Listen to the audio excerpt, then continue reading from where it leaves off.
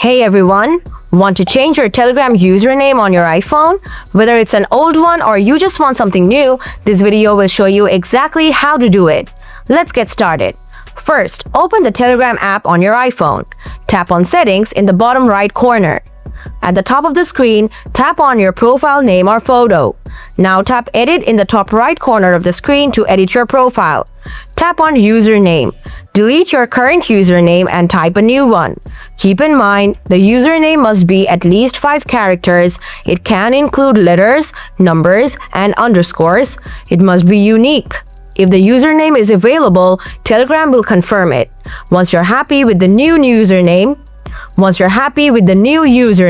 tap Done in the top right corner to save it. Go back to your profile and check that the new username appears correctly. People can now find you using your new username. If this video helped you, please like, share, and subscribe for more Telegram and iPhone tips. Thanks for watching, and I'll see you in the next one.